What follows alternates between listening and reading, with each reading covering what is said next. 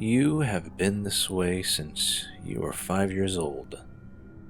It started with a family trip to the carnival. Your dad and older brother wanted to try out the fun house, the one with the mirror maze. You were winding your way through glass and mirrors when you were separated from them. A small child alone in the maze. You were frightened. You called out for your dad, but he was nowhere to be found.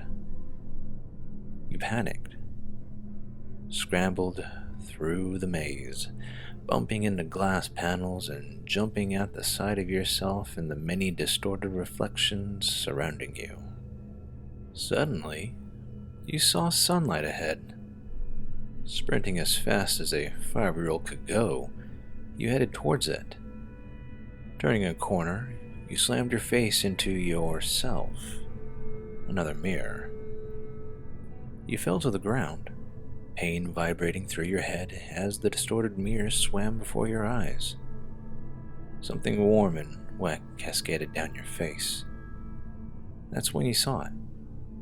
A shadowy figure reflected in the mirror about 20 feet behind you. "Dad?" Your voice echoed meekly. No response.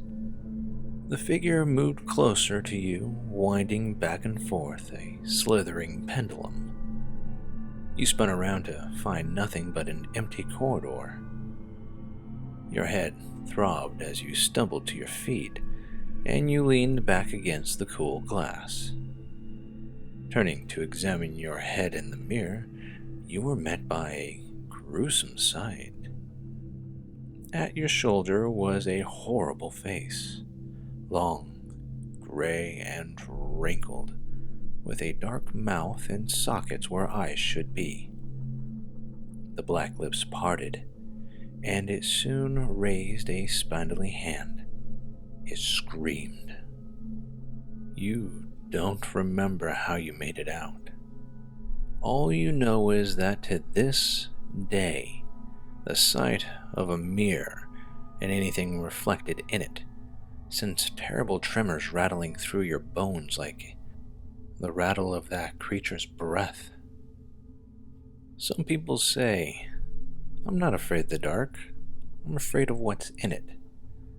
This is an analogous situation. You are petrified of what lies in the mirror, or beyond it.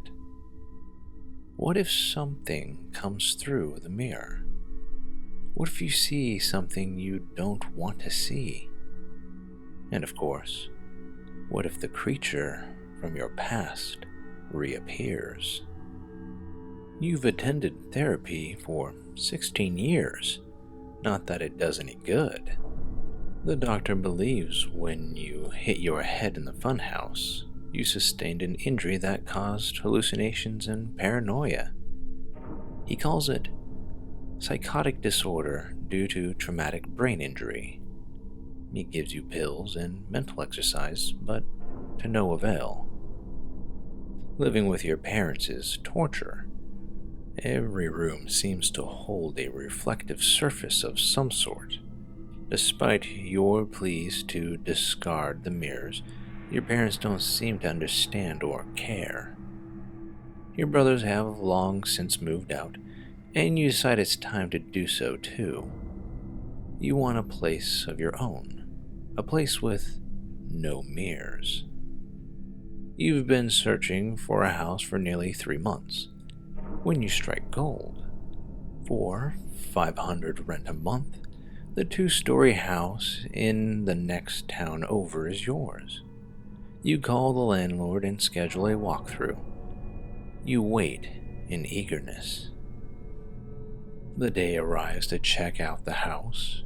You jump in your car, one that would not pass inspection for the lack of mirrors, and excitedly drive the 15 miles to town, carefully making every turn as if your future hinges on it.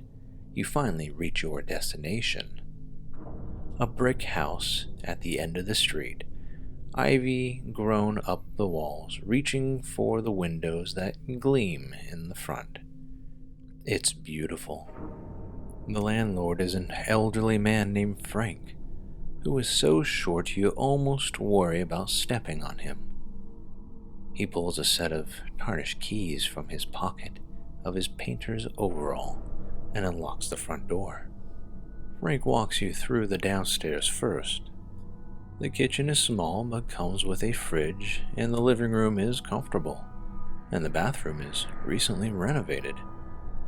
You are pleased at what you see, and are eager to see the second floor. Frank clicks on the light, and you start up the narrow carpeted stairs. There are 3 rooms in the upper level. You first come to an office-like den, furnished with a desk and cabinet, and a tiny window that looks out into the backyard. You smile. It already feels like home. Frank directs you down the hall towards the bedroom and upstairs bath. You turn the corner. The hallway continues for another 10 feet or so. On the left side of the hallway is the bathroom. On the right, at the end of the hall, the bedroom. However, something stops you in your tracks.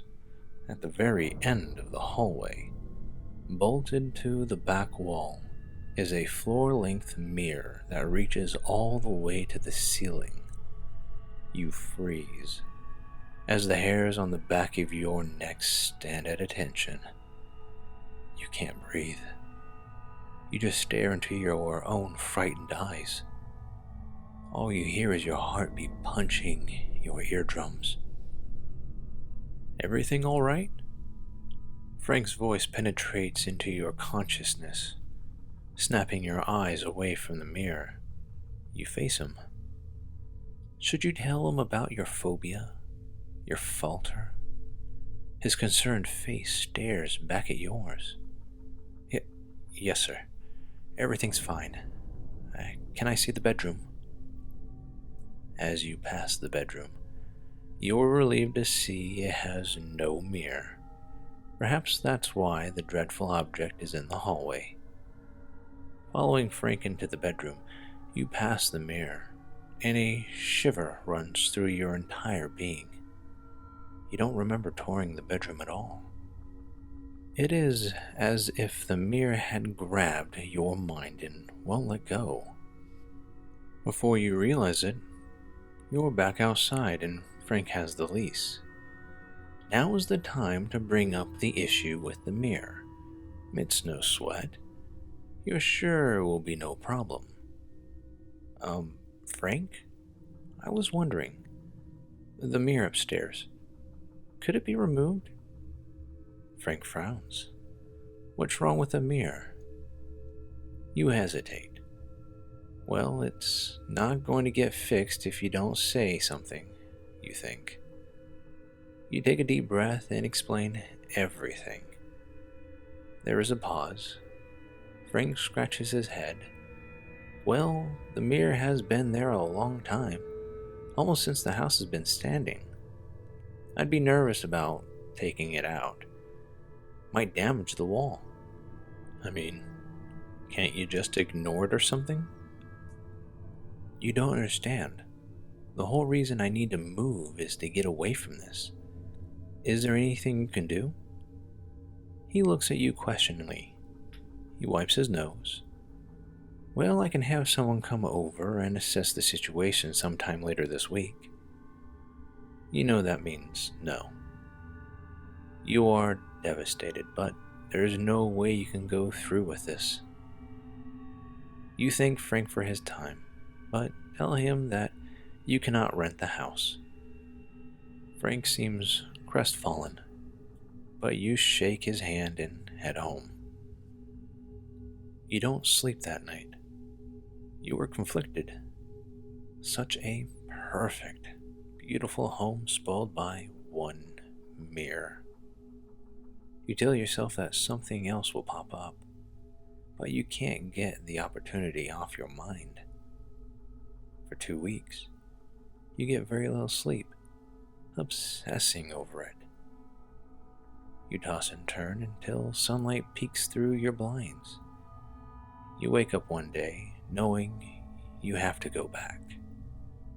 15 miles seems so much longer. You knock on Frank's door, and he answers before you can think of what to say. He smiles and says, "Change your mind, eh? Come in, let's take a look at the lease again." It doesn't make sense. The whole reason you wanted to move was to avoid the mirrors in your parents' house.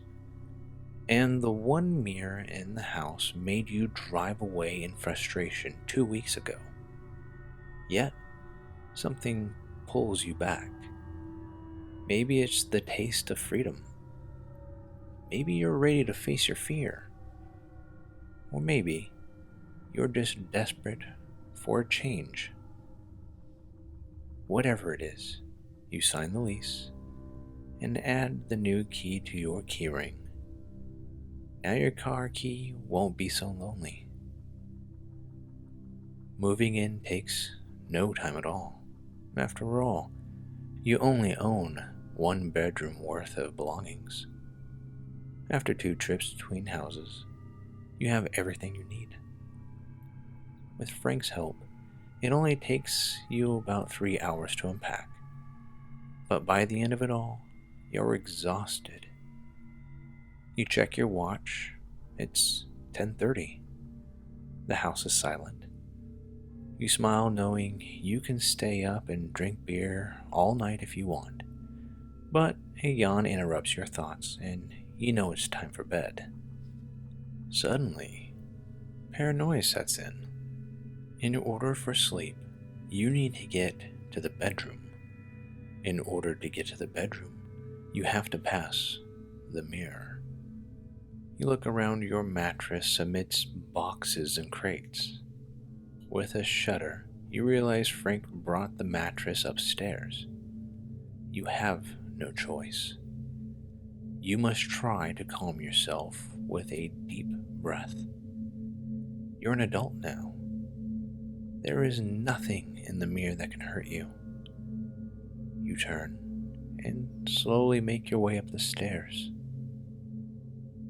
You pass the den and think how sunny it was when you walked the house. How bright it was before you noticed the several flaws in the near-perfect house.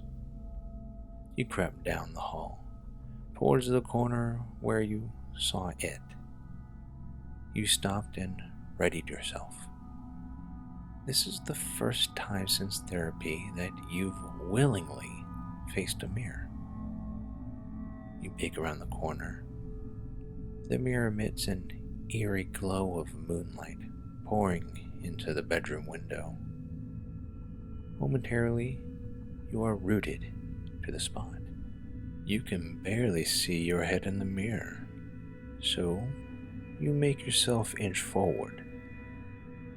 When you see your entire body in the reflection, you start forward, directly towards the mirror, which stands in your way. You move closer and closer to the end of the hallway until you are mere feet in front of your biggest fear. Again, you hear your pulse in your head. Shaking, you scurry into the bedroom, never turning your back on the mirror.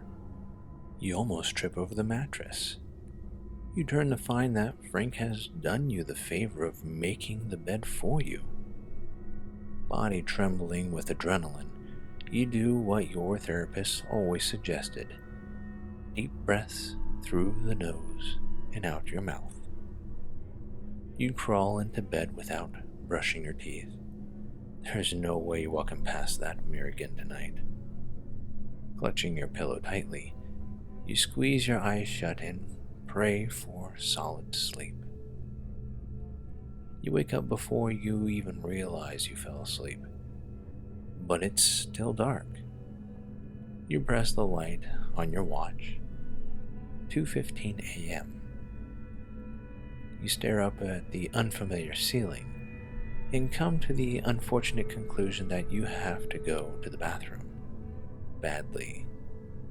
You fight for a solid half hour. You try to roll over, squeeze your legs together, and counting sheep, but to no avail. You finally accept that you have to get up and go to the restroom, and that means walking past the mirror. You sit up and prepare yourself for another go around with your fight or flight system. You stand slowly and step into the hallway. The hallway is distorted by the moonlight. The mirror glows directly to your right, but you refuse to look at it. Frank suggested that you ignore it anyways. You step past the mirror and stop. No. It's time you come face to face with your fear. What better time than now? You decide to not put it off any longer. You turn and step into the full reflection of the mirror. You anxiously grasp at yourself. You look thin, sickly, pale, and of course, terrified. You cautiously reach out and touch the glass with your fingertips. The mirror is cool and smooth, and your hot fingers leave wet, foggy prints on it. You pause. Nothing happens. Relief washes over you, and you feel like you're making progress. Your reflection smiles slightly. You stare at every part of yourself in the mirror, from bare feet to elbows to sleep-mused hair. You finally stare into your own eyes. They are bloodshot, but beautifully glassy in the moonlight. You smile again and count your teeth. You have never been so frightened and so pleased in a long time. Part of you wants to run as fast as you can away from the mirror. Another part of you is fascinated. You haven't looked at yourself this closely since the day at the carnival so many years ago. You frown. You smile. You make faces at yourself, tempting the fear to creep back in. You make a particularly grotesque face, lips drooping and eyes wide. And you are proud of the ugliness of it. You hold the face for as long as you can stand, and then, laughing at yourself, release it. But your reflection holds the face you just made. Startled, you stumbled backwards. It might be your imagination, but even as you blink frantically, the face remains unchanged in the mirror. Your legs become lead as you watch the frozen image of your face in the mirror begin to undulate. The mirror ripples like a pool receiving stone, and your face begins to melt. The wide eyes turn solid black, and the staging lips widen and darken. The nose sinks back into what was your face as the skin turns wrinkly and gray. A wave of nausea makes you double over.